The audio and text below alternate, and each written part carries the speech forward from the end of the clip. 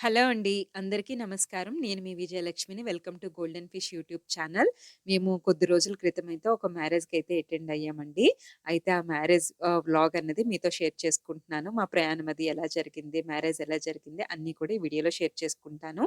ఈరోజైతే మేము మధ్యాహ్నం 3:00 అయితే స్టార్ట్ అవ్వాలనమాట. అందుకోసం అని చెప్పి వెళ్ళే ముందే అన్నీ రెడీ చేసి ఇల్లంతా సర్ది పెట్టేసుకున్నానండి. ఫస్ట్ టైము కిడ్స్‌ని తీసుకెళ్ళకుండా మేము మ్యారేజ్‌కి అటెండ్ అవ్వడం అన్నమాట. అంటే ఎప్పుడు వెళ్ళినా సరే కూడా మార్నింగ్ నుంచి ఈవినింగ్ చూసుకొని వచ్చేసేవాళ్ళం. ఇలా నైట్ మ్యారేజు రాజాం వెళ్ళాలి.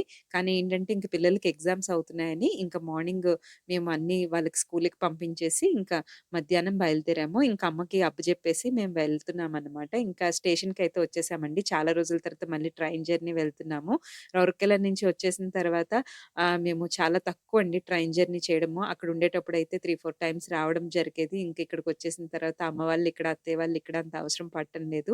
నాకు ఇక్కడ ట్రైన్‌లో కాసేపు టైం ఉందని జెప్పేసి ఇక్కడే మెహందీ పెట్టేసుకున్నాను. మేము 3కి స్టార్ట్ అయ్యాం కదండీ! మేము వెళ్ళేసరికి 4:30కి వెళ్ళాలి. బట్ ట్రైన్ 1 అవర్ లేట్ అనమాట. అందుకోసం అని చెప్పి 5:30 అయిపోయింది. చీపురుపల్లి దగ్గర నుంచి మళ్ళీ మనకి కళ్యాణ మండపం వెళ్ళాలంటే బస్‌లో ఒక 40 మినిట్స్ జర్నీ అనమాట. అక్కడి నుంచి మళ్ళీ ఆటోలో ఒక 10 మినిట్స్ జర్నీ. ఈ జర్నీలో మొత్తం ట్రైను, బస్సు, ఆటో అన్నీ కవర్ చేసాం. ఇంకా కళ్యాణ మండపం ఎంట్రన్స్ మేమిక్కడొచ్చేసరికి 1 అవర్ లేట్ కదండీ! ఇంకెక్కడ టైం వేస్ట్ చేయకుండా వెళ్ళగానే ముందు రెడీ అయిపోయామనమాట. ఆ తర్వాతే మీకు షూట్ చేస్తున్నాను. ఎంట్రన్స్ అయితే ఇలా ఉంది. ఇక్కడ బాలాజీనైతే అరేంజ్ చేశారు. చాలా బావుందండి. డెకర్ అయితే బావుంది.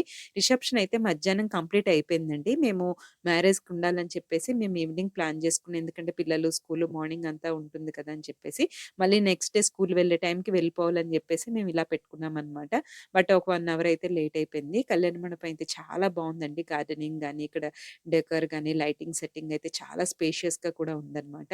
ఇంకా కళ్యాణ మండపం డెకరేషన్ అయితే చాలా చాలా బావుంది. ఇక్కడ నుంచి మీకు చూపిస్తాను నాకెంత నచ్చేసిందో. నెక్స్ట్ ఏంటంటే ముహూర్తం వచ్చేసరికి 11:55 అనమాట. రిసెప్షన్ మధ్యాహ్నం అయిపోయింది కదా!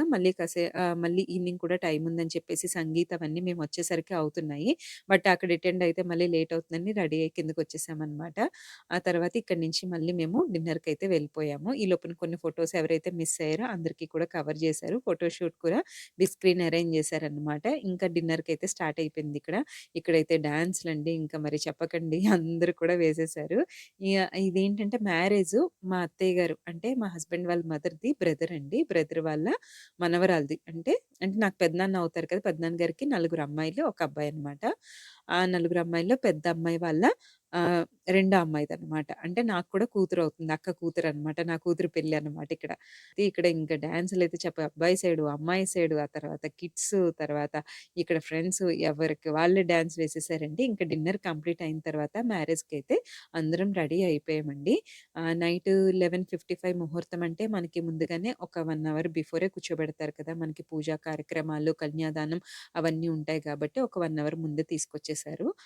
ఇంకా పిల్లలకైతే మధ్య మధ్యలో కాల్ చేస్తున్నాను. ఎలా ఉన్నారు? ఏంటి? అని జెప్పేసి.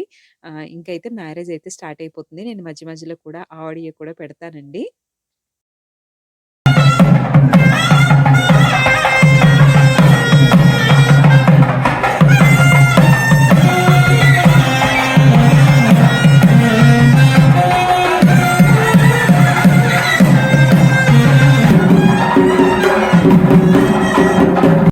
పెళ్లి కూతురిని, పెళ్లి కొడుకుని మండపానికైతే తీసుకొచ్చేసారండి. ఇక్కడ మనకి పీటల మీద కూర్చోబెట్టే ముందు మండపం చుట్టూ పేరంటాలతో 3 ప్రదక్షిణాలనేవి చేయిస్తారనమాట. అలా చేయించిన తర్వాత నమస్కరించుకొని పీటల మీద కూర్చోబెట్టడం జరుగుతుందిక్కడ.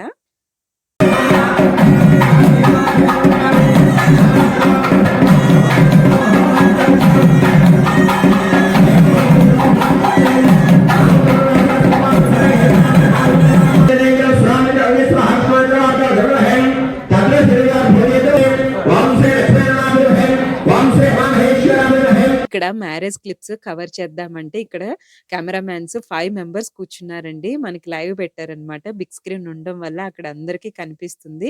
ఇంకా వాళ్ళే మొత్తం అంతా ఎంట్రన్స్ అంతా కవర్ చేసేసారన్నమాట. ఇక్కడేంటంటే పెళ్లి కూతురితో పసుపు దంచిస్తున్నారు. నేనైతే ఫస్ట్ టైమ్ చూడడం అండి. నేనెక్కడ చూడలేదు. బట్ ఇక్కడ సాంప్రదాయం అంట. అందుకోసం అని చెప్పేసి కొంచెం పాపం ఆ నగలవి ఉండడం వల్ల ఇబ్బందవుతుందని చెప్పి ఇక్కడ ఆడపడుచు వచ్చి హెల్ప్ చేస్తున్నారు. ఆ తర్వాత మనకేంటంటే కన్యాదానం అనేది స్టార్ట్ అవుతుంది. ఈ లోపల మాకు అక్షింతలనేవి ఇచ్చారు.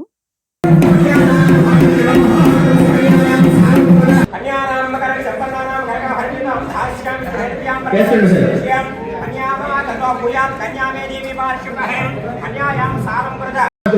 చేసిన వాడు నారాయణుడిగా అమ్మ లక్ష్మీదేవిగా తలంచుకుని ఈరోజు కన్యాదానం చేస్తున్నారు కాబట్టి ఆ పుణ్యం మీకు వర్తిస్తుంది. మీ పెద్దలకి ఎవరెవరైతే మొత్తం మీ పితృదేవత ఉన్నారో వాళ్ళందరికీ అర్పించేలా నమస్కారం చేసుకోవాలి.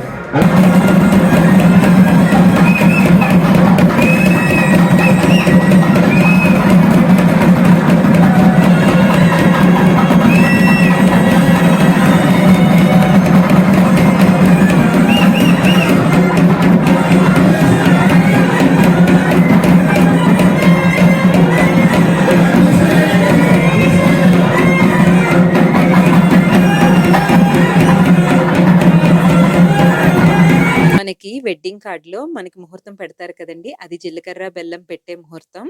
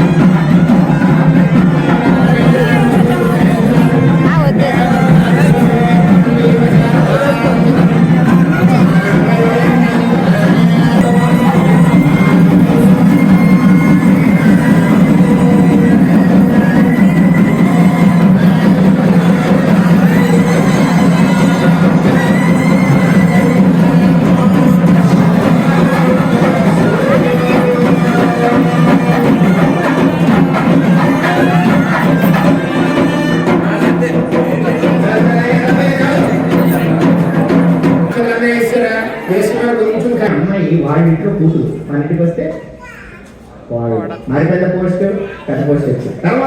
ఇక్కడ పంతులు గారు ప్రతి కార్యక్రమాన్ని ఎందుకు చేస్తున్నాం అనే దాన్ని వివరించి చేయిస్తున్నారన్నమాట. ప్రతి ఒక్కరూ ఎంత శ్రద్ధగా వింటున్నారో మీరు చూస్తున్నారు కదా! దీని తర్వాత మనకి మట్టెల కార్యక్రమం అన్నమాట. మనకి ఆడపడుచు పెడతారు. కొంతమంది హస్బెండ్ చేత పెట్టిస్తారు. మరి కొంతమంది ఆడపడుచు ఇలా ఉంటుందన్నమాట. ఆ తర్వాత ఇక్కడ వరమాలనేది మార్చుకున్నారు.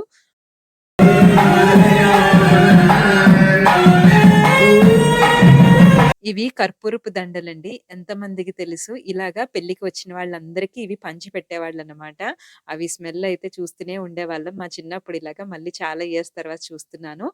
ఇక్కడ సాంప్రదాయంలో ఏంటంటే వీళ్ళకి కర్పూరపు దండలు వియ్యంకుల వారు మార్చుకునే సాంప్రదాయం ఉందంట. ఇలా అందరికీ వచ్చిన వాళ్ళకి ఇవ్వడం అది ఉందంట. అందుకోసం అని చెప్పేసి ఈ కార్యక్రమం పెట్టారన్నమాట.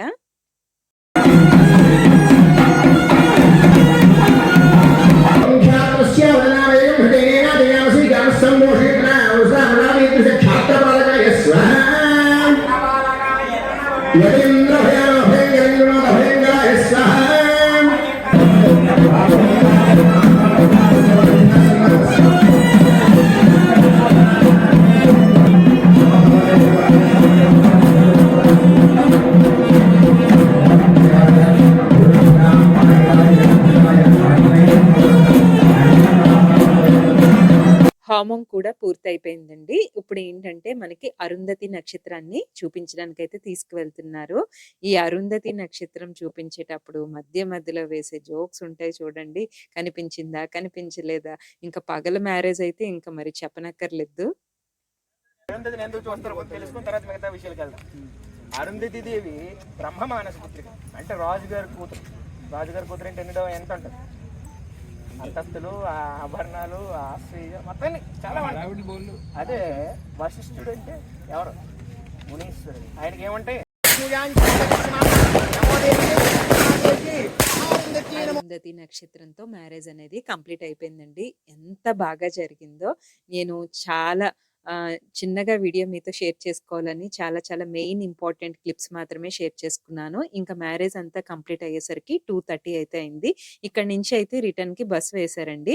వచ్చినప్పుడు కూడా ఉంది గానీ మార్నింగ్ అని మేము స్టార్ట్ అవ్వలేదు. మేము అందుకే ఇలా జర్నీ చేసి వచ్చాము. ఇంక వెళ్ళేటప్పుడు స్టార్ట్ అయిపోతున్నాం. ఎందుకంటే మార్నింగ్ కల్లా పిల్లలు స్కూల్‌కి వెళ్ళే టైంకి రీచ్ అయిపోదామని 5:30 కల్లా వచ్చేసామండి. ఇదండి చిన్నగా మినీ వ్లాగ్ అయితే మీతో షేర్ చేసుకున్నాను. వీడియో నచ్చితే తప్పకుండా లైక్ చేయండి, షేర్ చేయండి, సబ్స్క్రైబ్ చేసుకోవడం మాత్రం మర్చిపోవద్దు.